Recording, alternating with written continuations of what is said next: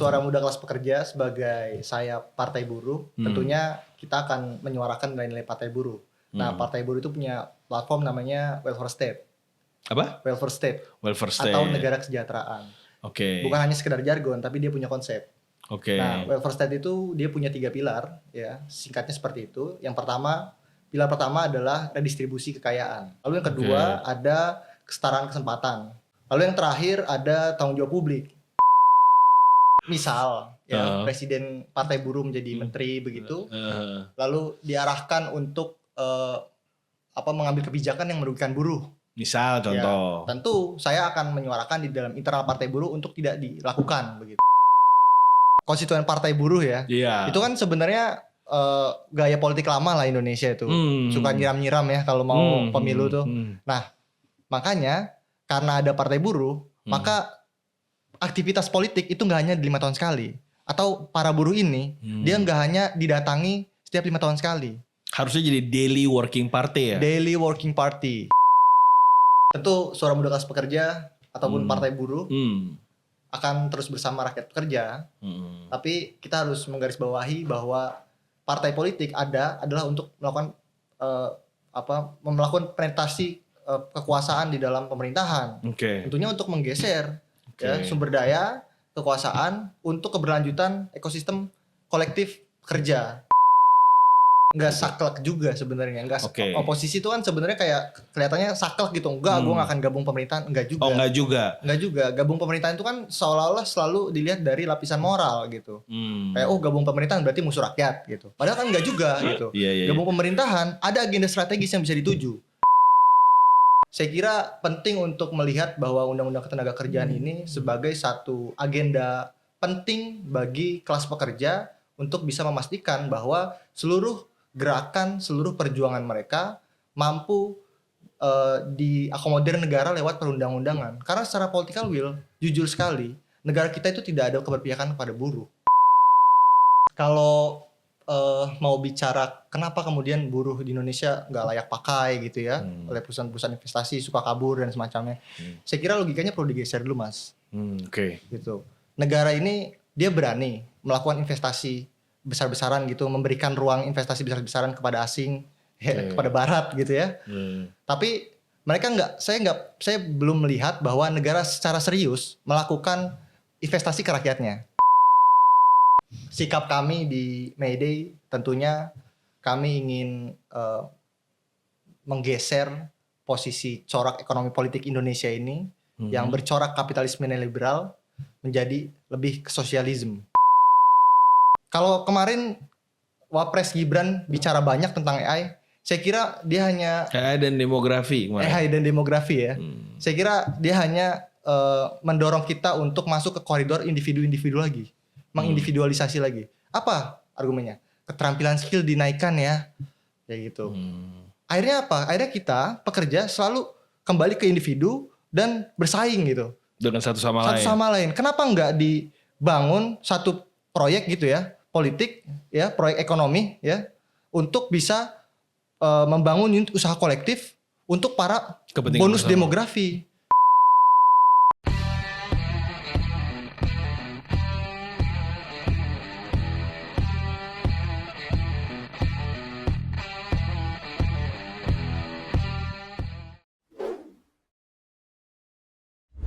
Assalamualaikum warahmatullahi wabarakatuh. Hai Novo Viewer di seluruh Indonesia. Kembali lagi bersama saya Nofriski Triputra, host daripada Novo Podcast.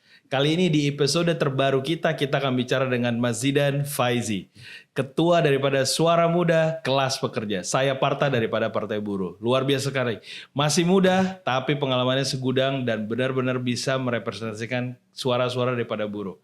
Di episode kali ini kita akan bicara banyak tentang hal kepentingan politik Partai Buruh dan kepentingan para buruh pekerja di Indonesia. Sekaligus, paling menarik, 1 Mei besok ini mau ngapain nih kira-kira? Oke, stay tune and keep watching at Novo Podcast. Assalamualaikum Mas Zidan Faizi. Oke. Halo Mas. Apa kabar Mas? Sehat? Mas. Sehat ya. Oke, kembali lagi sama saya. Kita udah briefing sedikit sebelum mulai ngobrol. Saya Nove dari Novo Podcast. Thank you banget hari ini sudah mau hadir di Novo Podcast. Gue udah denger dengan Mas Zidan ini yang luar biasa banget. Katanya adalah ketua daripada sayap Partai Buruh ya. Yeah. Yaitu Suara Muda kelas pekerja. Wah, luar biasa banget. Ini ibaratnya kalau di Gerindra kayak Tidar ya, kurang lebih ya. Saya partainya ya, benar ya. Saya pemuda partai. Saya pemuda partai ya. Oke. Dan saya pemuda partai ini gue dengar juga menjadi salah satu tombak daripada kaderisasi di Partai Buruh ya, kurang lebih ya. Oke. Gimana sih saya Partai Suara Muda ini, Mas? Gue panggilnya Suara Muda aja kali ya, Mas Zidan ini. Agenda politik yang dibawa adalah berarti agenda politik Partai Buruh atau agenda oposisi atau agenda siapa nih yang mau dibawa nih dari saya partai ini, Suara Muda ini? Oposisi aja. Iya. Gimana Mas Zidan? Ya sebenarnya Suara Muda kelas pekerja sebagai saya Partai Buruh, tentunya kita akan menyuarakan nilai-nilai Partai Buruh. Nah, Partai Buruh itu punya platform namanya Welfare State. Apa? Welfare State. Atau negara kesejahteraan. Oke. Bukan hanya sekedar jargon, tapi dia punya konsep. Oke. Nah, Welfare State itu dia punya 3 pilar, ya. Singkatnya seperti itu. Yang pertama, pilar pertama adalah redistribusi kekayaan.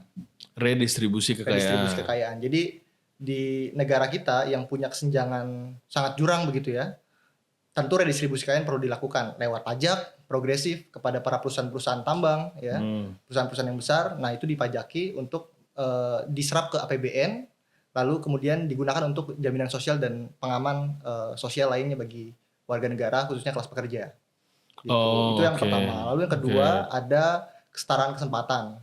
Kesetaraan kesempatan. Jadi jangan sampai Partai Buruh tentunya tidak ingin ada kesempatan yang tidak setara dalam hal ini berkaitan dengan pendidikan, kesehatan. Maka semua orang punya hak itu, kesetaraan dalam hal itu. Negara harus memastikan bahwa kesetaraan kesempatan selalu ada bagi warganya. Kalau nggak ada kesetaraan kesempatan, maka warganya akan terkotak-kotakan begitu, dan menjadi sulit bagi kelompok-kelompok yang termarginalkan. Oke. Lalu yang terakhir ada tanggung jawab publik, gitu. Nah, negara sebagai organisasi besar yang menaungi banyak rakyatnya begitu ya, dari suku, bangsa dan agama lainnya, tentu negara punya tanggung jawab publik gitu. Nah, dalam hal ini tadi tanggung jawab publik seperti pelayanan kesehatan ya secara gratis, harusnya hak dasar itu diberikan kepada warga negara secara cuma-cuma. Dari mana dananya? Ya salah satunya tadi lewat pajak progresif. Kalau kita lihat gitu, Indonesia sudah lama fokus ya ditopang ekonominya oleh ekonomi industri ekstraktif begitu, pertambangan, perkebunan sawit gitu ya. Nah, itu harusnya komoditi yang tentu mendapatkan nilai yang begitu besar dengan pengelolaan sumber daya negara Indonesia yang harusnya dimiliki oleh rakyat gitu. Nah, maka dari itu sumber daya itu ya, keuntungan itu, surplus itu harus juga dinikmati. Seperti pasal 33 Undang-Undang Dasar kita. Karena jadi itu amanat konstitusi, betul sekali. Amanat konstitusi, seperti yang sering disampaikan Pak Prabowo juga, bahwa sumber daya alam Indonesia ini harus digunakan seutuh-utuhnya untuk seluruh masyarakat Indonesia. Kurang lebih ingin mengelaborasi hal tersebut ya. Dan dikonversi gitu menjadi pelayanan publik bagi warga, kesehatan ya, dari mulai pusat hingga ke daerah-daerah gitu. Mereka harus merata gitu. Jadi menarik nih. Jadi Suara Muda ini konseptualnya adalah ingin membawa agenda-agenda Partai Buruh yang notabene adalah terkait dengan welfare state tadi ya. Welfare state tadi ya. Di situ ada 3, ada pajak progresif, ada juga kesetaraan dalam kesempatan, juga ada tanggung jawab publik. Saya menarik nih. Jadi saya baru dengar juga nih kan terkait sama hal ini. Pertanyaan saya terkait dengan agenda politik dari Partai Buruh tersebut. Agenda politik Partai Buruh itu dalam artian, kan kita harus paham juga Mas Zidan, bahwa di Indonesia ini buruh itu bukan berarti ada berbagai macam sektor ya. Artinya ada kelas buruh ya mungkin paling terbesar. Tapi juga ada kelas yang memiliki profesi secara khusus yang which is non buruh misalnya. Artinya dia punya kantor sendiri atau seperti apa. Ada juga yang level pengusaha. Ada berbagai layer itu dalam konteks ekonomi yang memang ini. Dalam artian ini apakah agendanya ini hanya akan berpotensi mengakomodir kepentingan buruh secara masif dalam artian tersebut. Karena kan kalau ngomongin tadi welfare state ini kan seluruh aspek, artinya nggak bisa cuma ngomongin buruh dong. Betul. Semuanya harus dipertimbangkan dan diperhatikan kan. Apa nih untuk kepentingan hanya buruhnya atau ada potensi melihat profesi-profesi lain di luar buruh atau pekerjaan lain di luar buruh, bagaimana gitu loh. Oke. Menarik ya tadi pertanyaannya. Apakah Partai Buruh hanya akan mengakomodir buruh? Tapi kalau lihat platformnya itu untuk masyarakat Indonesia gitu. Secara umum, bukan hanya sektor buruh. Nah, saya kira kita perlu membuka kembali secara abstraksi buruh itu apa. Karena sudah terlalu lama kita dikengkang ya pikiran kita bahwa buruh itu adalah mereka yang bekerja di pabrik gitu. Terus buruh padahal itu bukan adalah ya. pekerja kasar gitu. Bukan. Itu macam-macam. Betul sekali. Buruh itu bahkan buruh yang dianggap sebagai dia dianggap buruh ketika ada tritunggal yang disebut perintah, upah, dan kerja. Makanya itu disebut buruh gitu. Nah, level manager pun bisa jadi buruh. Level manager adalah buruh sebenarnya. Level vice president, direktur pun bisa jadi buruh Direktur artinya. pun buruh sebenarnya. Nah, terhadap pemegang saham gitu kan. Ya, dalam analisis kami gitu, analisis kelas pekerja, tentu kami melihat ada dua kelas yang kemudian berseteru sepanjang sejarah sebenarnya. Yaitu kelas pekerja dan juga kelas pemilik modal. Pelaku usaha gitu. Nah, dua kelas tersebut sepanjang sejarah terus berebut surplus atau nilai lebih dari apa yang dikelola dari alat produksi si pemilik usahanya gitu. Jadi buruh itu kita perlu melihat secara jelas, secara abstrak, tidak dikungkung oleh legal formal negara gitu. Saya melihat bahwa buruh nggak hanya terlibat dalam hubungan industrial aja, tapi karena buruh itu adalah orang yang bekerja, maka pekerjaan itu nggak hanya ada di hubungan industrial aja. Bahkan kalau kita lihat pekerjaan itu kerja ya, itu kan dia menciptakan nilai ya. Jadi kalau proses kerja itu kalau dalam analisa kelas pekerja dia menghasilkan nilai. Jadi nggak hanya nilai itu kemudian diambil oleh pelaku usaha gitu. Nah, kita bisa menggunakan negara untuk memastikan bahwa tidak ada hak buruh yang dirampas, yaitu nilai kerjanya gitu. Apa tuh nilai buruh yang dirampas tuh selama ini tuh apa? Apakah kemampuannya atau seperti apa? Ya, tadi ya saya mau berangkat dari buruh ya. Buruh itu kan selalu tadi ya dikategorikan sebagai tritunggal perintah, upah, dan kerja. Padahal sebenarnya buruh nggak hanya itu. Kita semua adalah pekerja. Pekerja adalah universal sebenarnya. Gitu. Siapapun bisa menjadi buruh. Betul. Dalam rumah ya organisasi kecil, nggak hanya di perusahaan gitu. Itu kita juga pekerja karena kita berbagi kerja gitu. Nah, kerja itu nggak hanya mereka yang ada dalam hubungan industrial. Nah, kita juga kaget gitu dengan pekerjaan-pekerjaan yang baru gitu, pekerja informal, lalu pekerja gig ekonomi. Gig ekonomi itu kan nggak ada perintah sebenarnya. Ya kan dia bisa kerja kapanpun. Tapi dia freelance gitu. Jadi definisi pekerja itu perlu kita perluas, bukan dalam bentuknya. Kalau kita selalu lihat kerja lu apa gitu. Oh, kerja gue programmer, kerja gue dokter, itu kan bentuknya. Tapi kita harus memperluas definisi kerja itu sampai kepada logikanya. Logika kerja itu sendiri apa sih? Logika kerja sendiri itu adalah menghasilkan nilai dari aktivitas yang dilakukan oleh para pekerja. Gitu. Jadi ada perlu esensi perluasan daripada definisi pekerja itu sendiri atau buruh itu sendiri ya menurut Mas Zidan ya. Ini menarik menurut gue. Jadi kita akan melihat bahwa sekarang ini kan memang di Indonesia itu hak pekerja itu sesuatu yang kita masih berjibaku dengan nilai pekerja itu sendiri. Di satu sisi partai buruh membawa satu agenda politik yang ingin berusaha mengakomodir kepentingan mereka. Nah, tapi di satu sisi juga kenyataannya partai buruh juga merupakan partai yang sifatnya konstituen dan konstitusional. Dalam artian perlu melibatkan dirinya dalam pemerintah sebagai sebuah partai ya, sebagai agenda sebuah partai. Pertanyaan saya dalam konteks ini ya, suara muda ini di mana posisinya? Apakah ingin mensuarakan dalam konteks oposisi partai atau misalnya dalam konteks partai mengambil suara oposisi, atau ketika suara oposisi yang diambil oleh kepentingan partai tersebut bertentangan dengan hak keburuhan atau hak pekerjaannya, misalnya contohnya karena melibatkan diri ke pemerintah, di mana kira-kira posisi suara muda ini dan Mas Zidan sebagainya. Tapi sebelum kita jawab itu Mas Zidan, kita break dulu for next session. Nah, Mas Zidan, jadi kita udah masuk di sesi 2 nih. Gue pengen mereminder kembali pertanyaan sengit sebelum berakhir sesi pertama tadi. Jadi Partai Buruh ini kan satu partai yang konstitusional, artinya memang dijamin oleh undang-undang untuk berpartisipasi dalam politik, dalam pemilu, segala macam.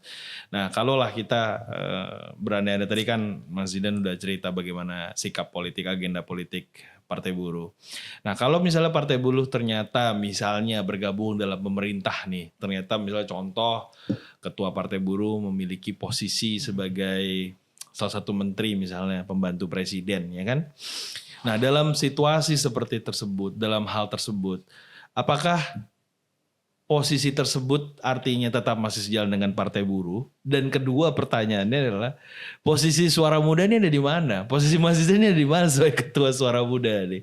Apakah akan berdemo di Kementerian Ketenagakerjaan ketika ada sesuatu hal yang tidak tepat? Ya kan pimpinannya ketua Partai Buruh gitu loh. Atau tetap mengagendakan mencari alternatif solution dari konteks Partai Buruh itu sendiri ataupun dari kepentingan suara mudanya.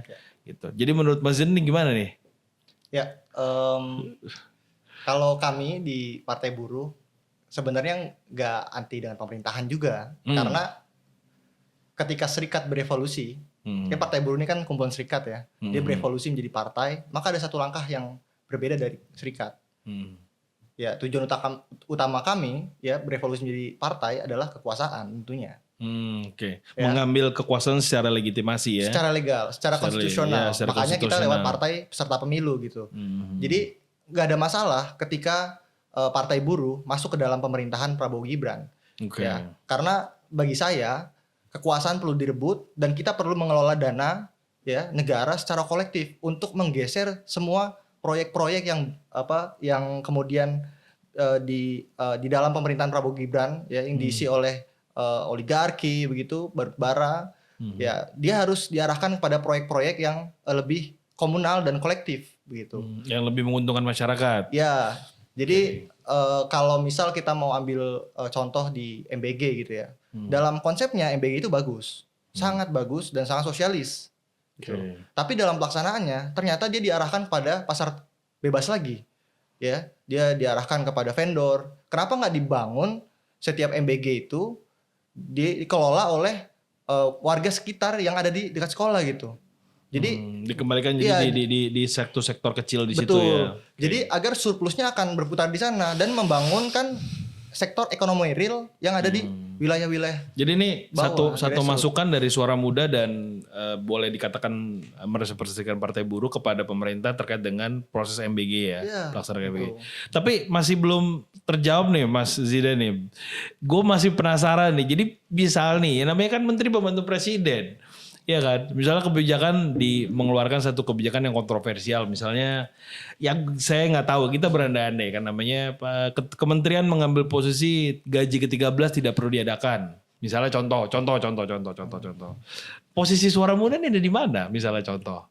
Artinya ketika ada kebijakan yang dalam artian kan rentetan politik itu kan harus jelas ya. Dalam artian dia sebagai pembantu presiden otomatis dia mengambil sikap apa yang diambil oleh presiden sebagai pembantu presiden. Tapi kan suara muda di lain sisi kan berbeda gitu loh. Tidak mengikuti instruksi presiden. Nah posisi suara muda ini ada di mana nih? Posisi Mas Zidan ini ada di mana? Apakah mengemukakan satu pendapat berbeda dengan apa yang diambil kementerian ketika posisi ketuanya adalah ketua Partai Buruh, atau merefleksikan apa yang ingin dilakukan Kementerian Tenaga Kerja itu sendiri? Ini contoh ya, kita berandai-andai. Gimana Mas Zidan? Kalau ada ini perlu minum dulu nggak? Ya saya kira kalau memang misal ya Presiden Partai Buruh menjadi menteri begitu, lalu diarahkan untuk mengambil kebijakan yang merugikan buruh. Misal contoh. Ya, tentu saya akan menyuarakan di dalam internal Partai Buruh untuk tidak dilakukan begitu. Karena saya punya hak untuk itu sebagai konstituen Partai Buruh. Oke, jadi berani menyuarakan hal tersebut. Ya, Betul. kita artinya posisi Suara Muda akan tetap dengan kritik konstruktifnya agar Partai Buruh tetap sejalan dengan itu ya. Ya, karena itu melanggar nilai-nilai Partai Buruh. Oke. Jadi harus diambil satu posisi yang memang tetap mengembalikan kepada marwahnya gitu ya. Oke. Kita nggak patronan, Mas. Oke. Kita patron sama nilai. Jadi pokoknya patronannya sama nilai, siapapun ketuanya kita tetap akan patron sama nilai. Betul, gitu ya. Oke. Nah, Partai Buruh ini kan dan Suara Muda ini adalah satu tautan yang sangat luar biasa ya. Artinya kalau tadi Mas Zidan bilang merupakan sayap partai. Nah, hari ini yang kita tahu buruh di Indonesia itu masih sering sekali dimanfaatkan dalam jargon-jargon politik, dalam political fuel atau minyak-minyak politik ketika memang terjadinya satu pergerakan massa ataupun pergerakan suara di banyak daerah, bahkan di Jakarta sekalipun gitu loh. Nah, dalam konteks tersebut hari ini posisi Suara Muda dalam mengakomodir kepentingan suara-suara buruh ini yang notabene kita tahu kalau 5 tahun sekali itu Mas, kita tahu banget itu sering banget ya, ini kita nggak usah tutup-tutupi lah, kan sembako turun kadang-kadang suka per 5 tahun sekali, terus yang 100 ribuan, 500 ribuan, 1 jutaan juga turun per 5 tahun sekali ketika ada kepentingan pilpres, pilkada, dan pilgub dan segala macamnya gitu loh. Yang notabene penerimanya juga sebagian besar adalah buruh gitu loh. Paham gak maksud saya kan? Itulah mobilisasi di situ yang memang terjadi. Nah, dari sisi Mas Zidan, di satu sisi itu menguntungkan para orang-orang ini memang sedang membutuhkan pendapatan. Tapi di satu sisi itu berbeda jauh dengan nilai yang sedang diperjuangkan oleh Mas Zidan dan teman-teman di Partai Buruh. Nah, posisi Mas Zidan dalam hal itu melihatnya bagaimana? Ini satu sisi membantu mereka, tapi satu sisi gimana nih? Ini kan masa lu terima duit atau sembako dari pemerintah ataupun dari calon politik yang memang berbeda dengan kepentingan politik sama kita. Mas Zidan sebagai ketua Suara Muda gimana ngelihatnya? Pertanyaan lagi ya. Kalau mau pesen kopi pun nanti kita boleh habis break ini. Gimana Mas Zidan? Saya kira kalau pertanyaannya konstituen Partai Buruh ya, itu kan sebenarnya gaya politik lama lah Indonesia itu, suka nyiram-nyiram ya kalau mau pemilu tuh. Nah, makanya karena ada Partai Buruh, maka aktivitas politik itu nggak hanya 5 tahun sekali. Atau para buruh ini dia nggak hanya didatangi setiap 5 tahun sekali.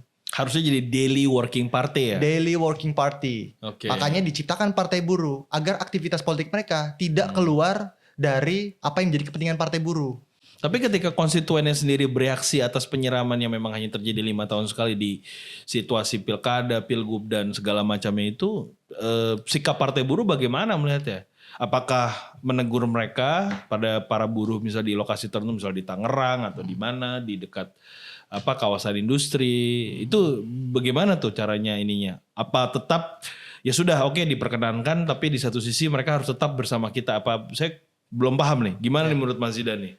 Ya kita sadar ya bahwa upaya-upaya untuk menghilangkan money politik itu sangat sulit di Indonesia dan tentunya berat.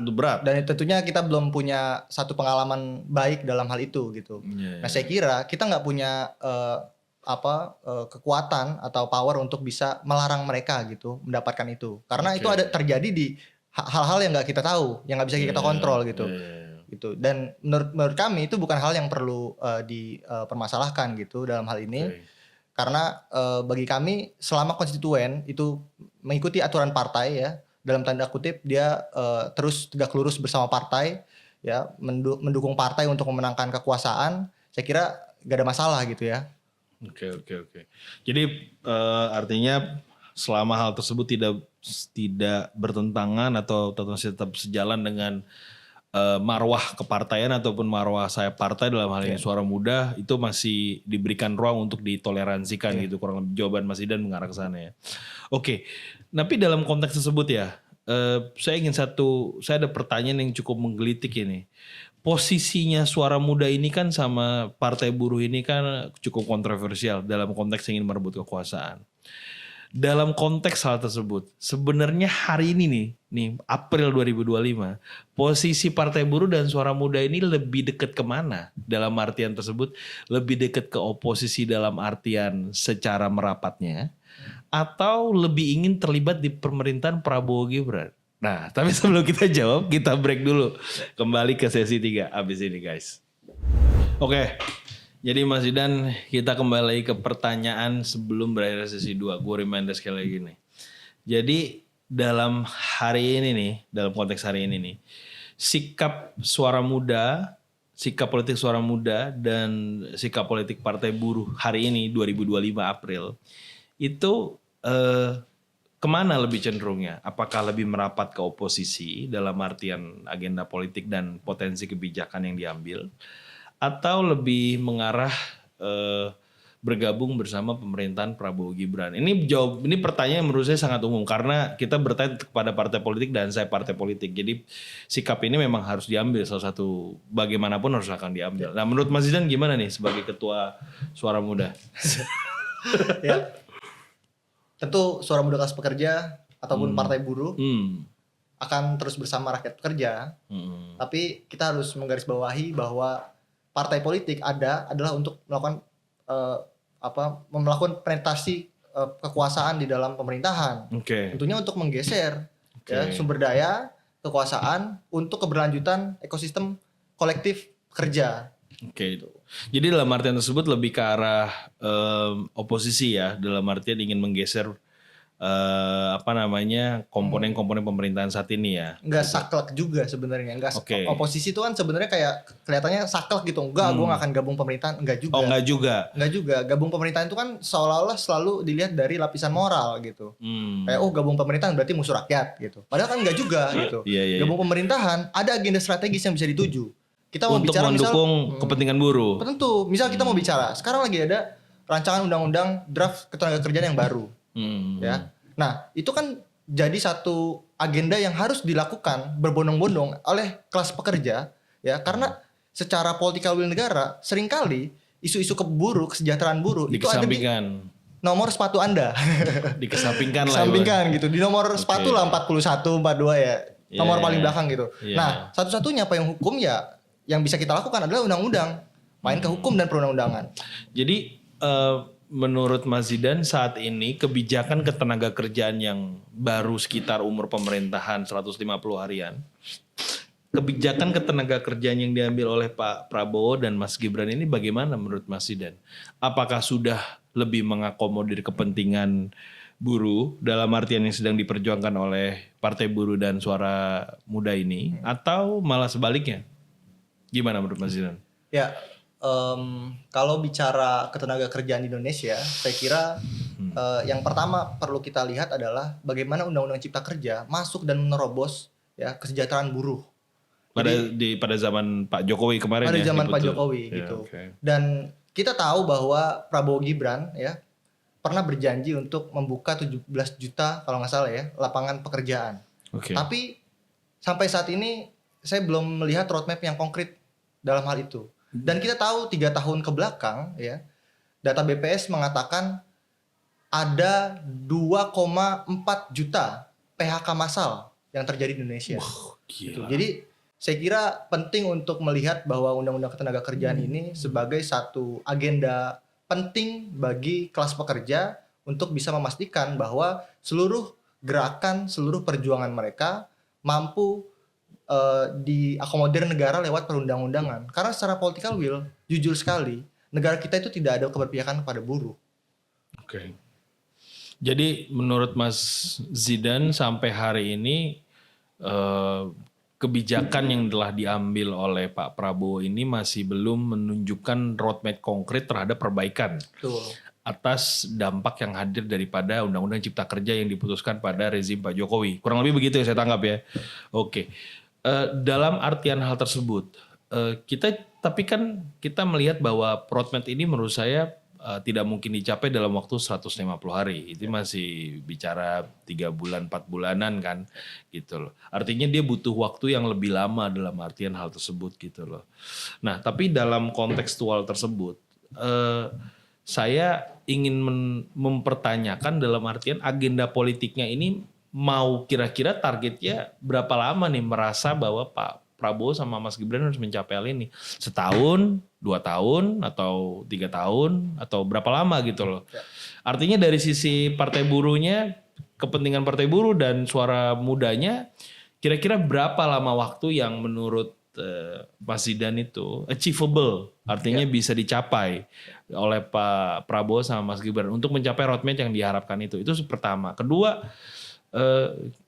dari konteks kebijakan ketenagakerjaan yang hari ini ada, contohnya misalnya kita masih melihat hal-hal yang memang bertabrakan dengan situasi ketenagakerjaan. Misalnya contohnya penahanan ijazah yang kemarin lagi ini juga, lalu juga ada demo atas posisi PHK yang tidak jelas juga kemarin juga ada di salah satu perusahaan swasta di Indonesia yang berdampak juga.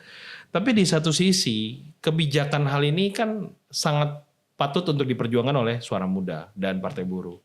Tapi ketika itu bertabrakan dengan potensi value investasi yang akhirnya sering ditabrakan oleh nggak tahu peneliti, pakar atau bahkan pemerintah sendiri. Ini bagaimana Mas Zidan melihatnya? Kita tahu bahwa buruh di Indonesia itu kategorinya menurut saya tidak mahal ya, artinya masih kategorinya murah ya. Tapi di satu sisi investor kenapa tidak masih melihat bahwa buruh di Indonesia tuh belum seakan-akan gampangnya belum layak pakai lah ibaratnya. Sudah murah tapi masalah tidak layak pakai gitu, belum layak pakai gitu. Hingga akhirnya mereka pergi dalam konteks itu. Menurut Mas Zidan, dalam hal itu apa yang harus diperbaiki? Ada 2 pertanyaan tadi loh. Ya, monggo Mas. Pertanyaan pertama, berapa lama roadmap yang akan dicapai gitu, achieve yang bisa di-achieve dari Suara Muda Kelas Pekerja? Tentunya kami nggak bisa melihat itu akan terjadi kalau kami tidak berkuasa dan mengelola itu. Oh, jadi jelas nih ya, kasih gua kursi dulu dong, baru gua bisa jawab nih gimana caranya untuk mengekstrak arah agendanya gitu ya. Ya tentu. Oke. Ya, misal kita mau Pak lihat. Pak Prabowo, denger tuh Mas Gibran, siap. Terus lanjutkan. Ya, misal kita mau lihat bahwa komposisi pekerja di Indonesia itu 70% pekerja di Indonesia itu belum punya jaminan sosial sampai sekarang. 70%. Belum ini apa namanya BPJS gitu-gitu. Ya. Dan 60% pekerja di Indonesia itu adalah pekerja informal. Kan wajib tapi diberikan sama pengusaha tuh kepada para pekerja. Nah itu pengawasan kita itu masih sangat minim dalam hal ini. Itu maka serikat-serikat buruh, serikat-serikat pekerja di dalam perusahaan harus diperkuat. Ya, siapa yang bisa memperkuat? Negara. Oke, jadi perlu ada gebrakan di situ melibatkan untuk bisa menjawab tadi harus melibatkan partai buruh dan atau saya partainya di dalam pemerintahan agar bisa memberikan satu ruang terhadap pemenuhan daripada agenda politik itu ya. Ya betul. Karena bagi saya fleksibilisasi tenaga kerja di Indonesia itu sangat-sangat liberal, entah secara kondisi sosialnya. Jadi kalau kita lihat gitu, pekerja informal tuh nggak hanya PRT, pekerja rumah tangga, atau buruh petik perkebunan, bahkan high skill itu bisa diinformalkan. Programmer bisa di freelancer, ya. Jadi, Oke. Jadi harus bisa mencakup semuanya ya dalam artian itu tersebut ya Mas ya. Ya betul. Itu PR kita masih panjang banget. Pekerja informal kita 60% kok. Berarti kan kelihatan bahwa industri kita nggak pernah berkembang. Pertanyaannya, kenapa nggak pernah berkembang? Gitu. Itu yang perlu kita jawab ya bersama-sama. Betul. Saya juga belum tahu sih jawabannya Novo Viewers, tapi nanti kita akan jawab bersama-sama. Nah pertanyaan kedua Mas, dalam konteks tadi kan kita bertabrakan dengan hal tersebut gitu loh. Kita tahu beberapa ya, kami kan membaca dari media ya, artinya jawabannya kadang dikaitkan dengan ormas, tapi ada juga yang menjawab bahwa walaupun murah tapi buruh kita belum layak pakai. Artinya secara dalam artian skills ataupun kemampuan itu belum mencapai apa yang diharapkan. Makanya para investor juga lari. Di satu sisi itu adalah satu kebutuhan yang nggak bisa kita elakkan. Sebagai negara kita butuh investor untuk masuk ke Indonesia untuk berinvestasi di negara ini. Itu membuka lapangan pekerja. Contohnya misalnya si BYD yang lagi viral bahwa akan menyerap 18.000 pekerja di salah satu lokasi di Indonesia dalam pembangunan pabriknya. Nah, bagaimana Suara Muda melihat hal ini? Ditabrakan antara skill buruh yang memang dianggap masih belum memadai atau belum mencukupi dengan investor yang sebenarnya juga sangat memperhatikan hal tersebut. Ini kayak ayam sama telur. Dari sisi suara muda ataupun partai buruh, sikap yang harus diambil bagaimana? Apakah tetap begitu saja atau bagaimana nih, Mas Zidan? Kalau mau bicara kenapa kemudian buruh di Indonesia nggak layak pakai gitu ya oleh perusahaan-perusahaan investasi, suka kabur dan semacamnya, saya kira logikanya perlu digeser dulu, Mas. Oke. Gitu.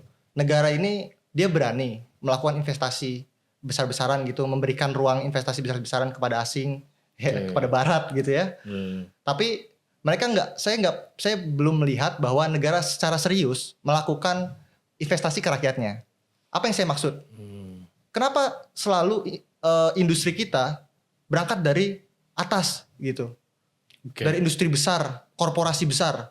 Kenapa nggak dimulai dari bawah, dari koperasi, kerja-kerja kolektif? Jadi paradigma itu yang saya kira perlu digeser.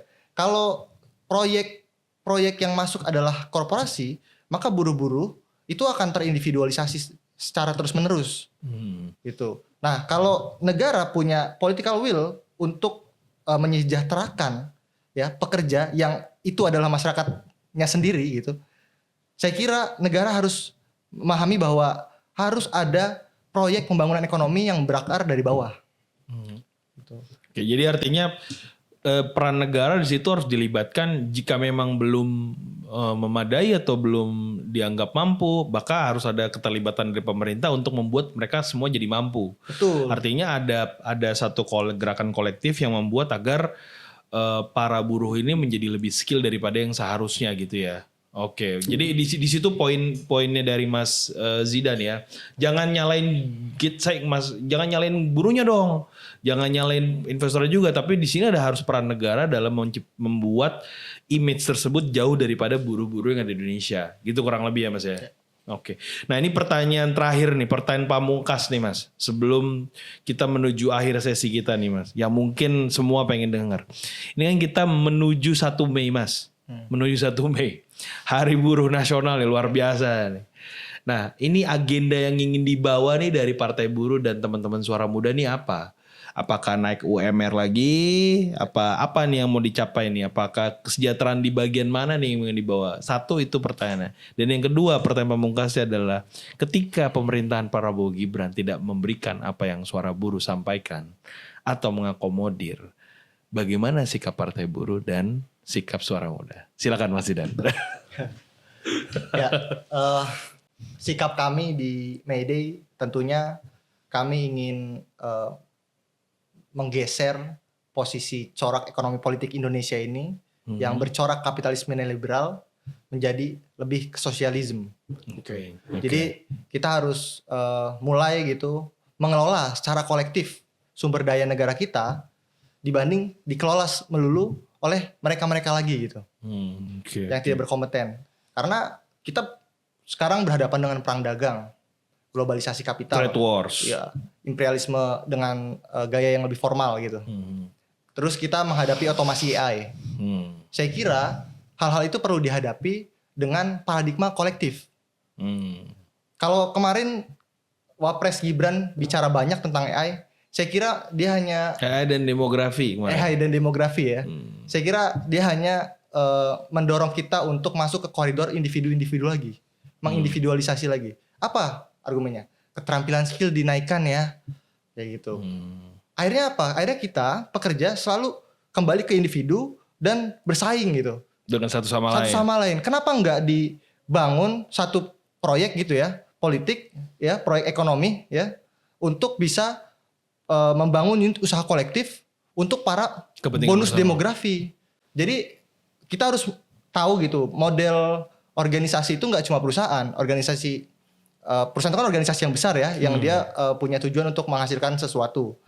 Tapi itu nggak hanya dalam kerangka perusahaan bisa bekerja, tapi ada koperasi yang selama ini bahkan kita jarang sekali dengar gitu. Koperasi itu kan selalu dilihat sebagai koperasi konsumsi, koperasi sembako, koperasi simpan pinjam gitu. Tapi koperasi ini dia bisa jadi koperasi programmer gitu, koperasi digital.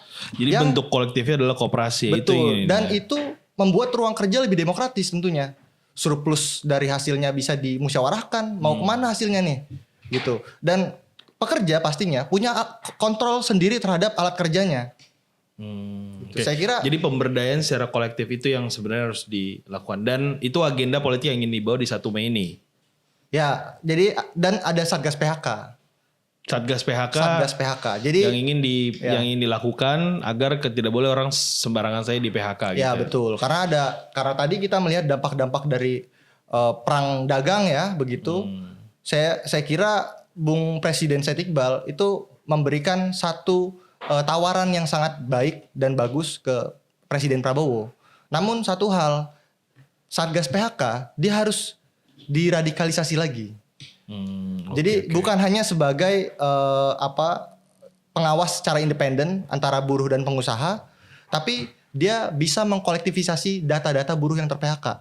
Kalau misalkan terjadi PHK di perusahaan ini sekitar 200 perusahaan ini, dibikin dataset besar gitu. Lalu bukan hanya untuk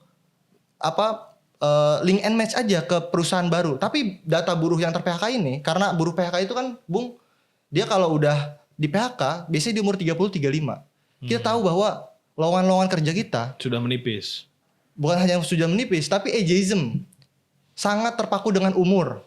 Membatasi mencarinya umur produktif. Ada umur produktif. Umur produktif. Padahal umur produktif pekerja itu sampai 55 sampai 60. Masih bisa bekerja. Kenapa 35 tahun sudah susah cari kerja? Karena ada diskriminasi umur. Nah, harusnya negara bisa melihat itu kalau ada ternyata benar gitu ada badai PHK ke depan, maka data-data buruh yang ter-PHK ini sesuai dengan dataset keahliannya. Jadi ada dataset yang besar dari setiap individu buruh yang di PHK. Dia nggak hanya di-link ke perusahaan yang butuh gitu. Tapi si data besar ini dia bisa, mau nggak negara mendanai ya mereka-mereka yang di PHK ini agar mereka bisa terakomodir. Agar mereka membangun unit usaha kolektif. Jadi investasi negara kepada rakyatnya. Melalui itu. Jadi bikin perusahaan tapi bukan perusahaan, koperasi yang tadi saya sebut. Koperasi tadi itulah bentuk kolektif usahanya. Betul. Oke. Jadi salah satu solusi kepada gerakan buruh dan potensi buruh yang memang kena PHK dan potensi kehilangan pekerjaannya, ini sebuah suara yang menurut saya cukup harus diperhatikan. Betul. Ya, jadi Novo Viewer sama Pak Prabowo dan Mas Gibran ini mohon didengar, mungkin sesuatu yang bisa dipertimbangkan atau seperti apa. Jadi saya rasa ini wawancara yang luar biasa sekali, diskusi yang sangat luar biasa sekali. Banyak di luar sana pengen tahu juga kenapa langkah May Day ini menjadi salah satu gebrakan yang penting buat para buruh. Pastinya dengan setelah menonton acara kita ini atau diskusi kita ini. Oke. Wah, gokil banget Mas Zidan. Pembicaraan yang sangat luar biasa teman-teman Novo Viewers. Gua senang banget tadi kita udah diskusi banyak tentang saya partai buruh, suara muda, kelas pekerja yang sangat luar biasa bersama Mas Zidan. Di mana itu dibahas banyak banget kepentingan politik, agenda politik dan segala macamnya, dan yang paling kalian tunggu juga terkait dengan kepentingan di 1 Mei besok ini. Luar biasa. Jadi gue harap di stay tune, kalian tetap nonton di Novo Podcast. Stay tune with this episode and see you and keep watching.